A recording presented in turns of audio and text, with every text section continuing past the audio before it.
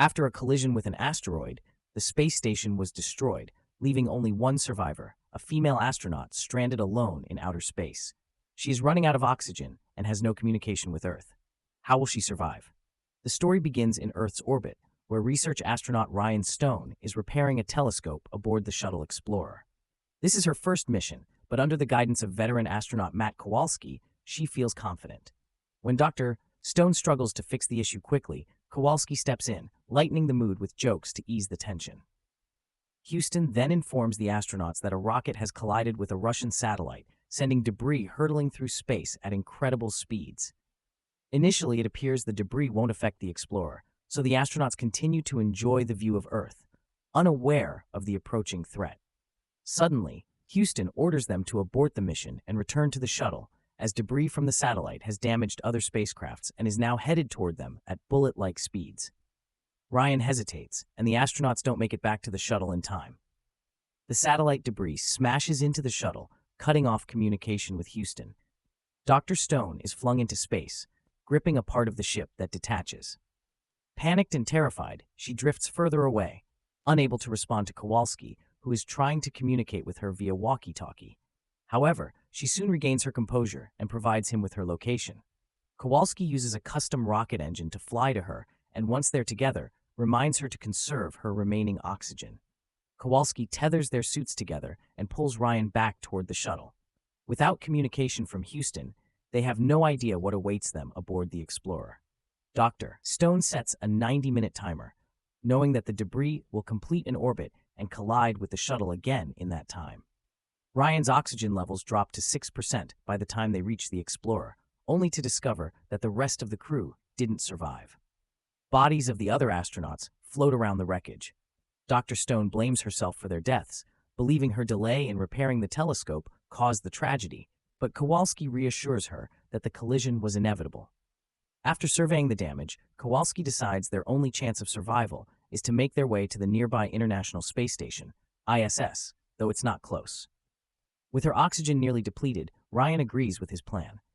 As they journey toward the ISS, Kowalski tries to comfort and distract her with conversation. This is his final space mission before retirement, but the experienced astronaut remains calm and lighthearted. He jokes that he still plans to break the record for the most time spent in space. Dr. Stone, though terrified, reluctantly engages in conversation, revealing a painful part of her life. She shares that no one is waiting for her on Earth, as her 4-year-old daughter tragically died after hitting her head while playing.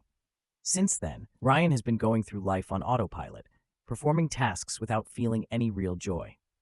After this emotional confession, Dr. Stone reports that she has only 1% of oxygen left.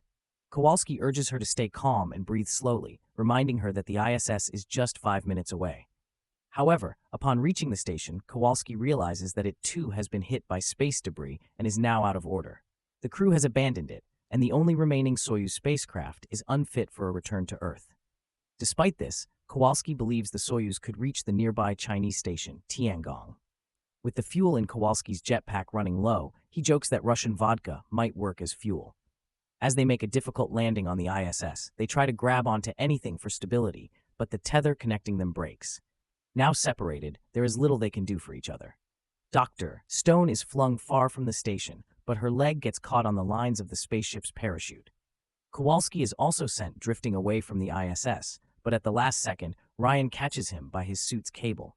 She promises to pull him back, but Kowalski realizes that the parachute lines can't support both of them. He urges her to let him go. Though she pleads with him not to leave her alone, Kowalski decides to sacrifice himself for Ryan's survival. He unhooks his carabiner, freeing himself from the tether.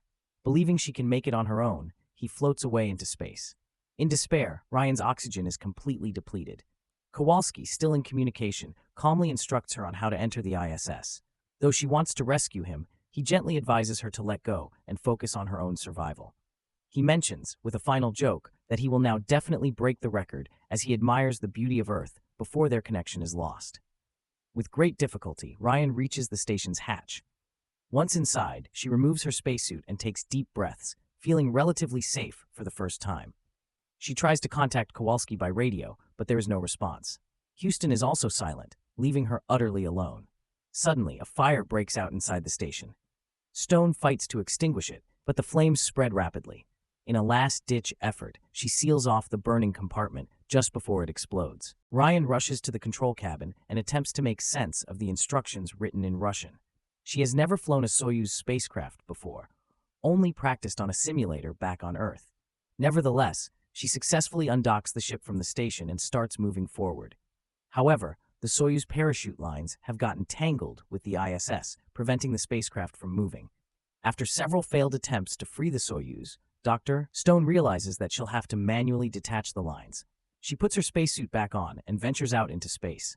Just then, her watch timer goes off, signaling that the deadly debris field has completed its orbit and is about to pass near the ISS again. She hopes she can finish the task in time and escape the station, but she's wrong. Debris starts striking the ISS, tearing apart various components. Despite the chaos, Ryan tries to stay calm and focused, but an explosion rocks the station, sending more debris flying. The ISS is almost completely destroyed. The Soyuz, which Ryan is holding onto, begins spinning rapidly out of control. It becomes increasingly difficult for her to stay close to the ship, but eventually, the Soyuz drifts away from the wreckage and its rotation slows down. Miraculously, Dr. Stone survives and manages to get back inside the spacecraft. Now seated at the controls, she sets a course for the Chinese Tiangong station. However, when she tries to start the Soyuz, she discovers it has run out of fuel. Overcome with despair, Ryan feels completely helpless. The temperature inside the cockpit drops, and she begins to freeze, barely able to move her fingers. In a final attempt, she tries to contact Houston, but instead picks up a signal from Earth, a man named Aningok.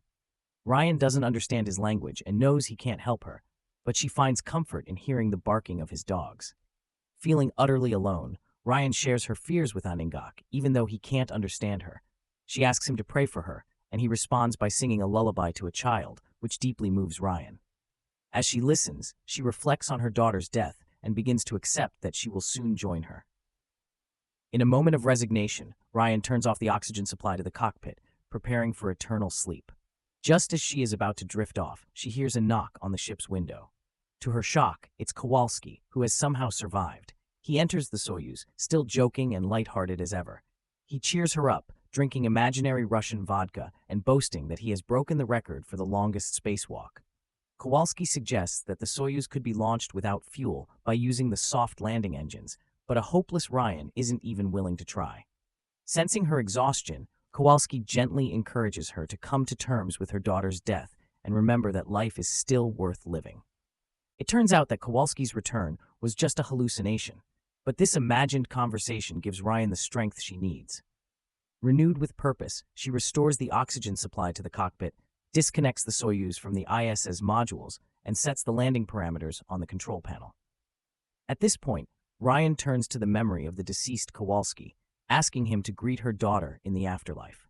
She finally comes to terms with her child's death, and with love and determination, she gathers her strength to fight for her life. The Soyuz heads toward the deteriorating Tiangong station, which is rapidly losing altitude and about to enter Earth's atmosphere. Undeterred, Ryan resolutely declares, "Enough talking, let's go home." Ejecting from the Soyuz, she takes a daring risk, knowing she can't return to the Soyuz and that reaching the falling Tiangong will be difficult. Using only a fire extinguisher to propel herself, she maneuvers through space, but the extinguisher's charge is running out. Ryan carefully calculates her trajectory and finally reaches the Chinese station. At the last moment, she discards the empty extinguisher and grabs hold of the Tiangong's hull.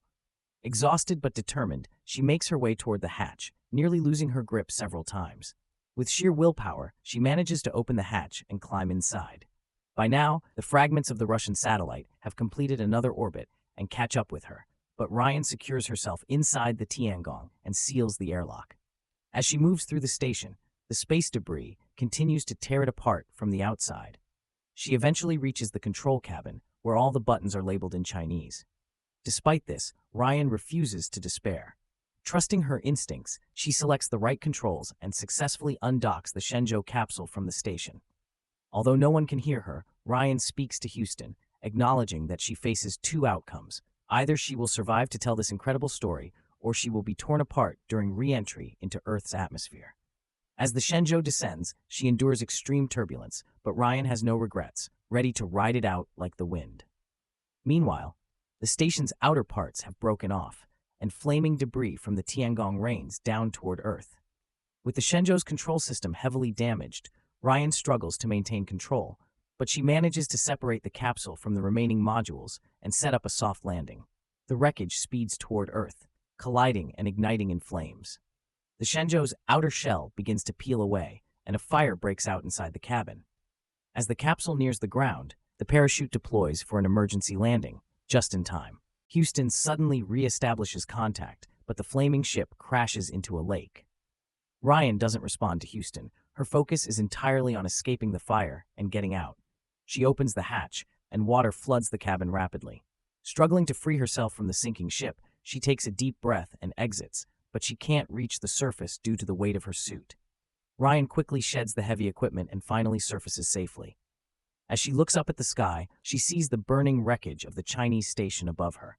Exhausted but determined, she swims to shore, grasping the earth in her hands, grateful for her survival. Ryan slowly pulls herself to her feet and smiles, finally understanding the true value of life. Filled with a deep sense of happiness and gratitude, she begins to walk forward, embracing her second chance at life.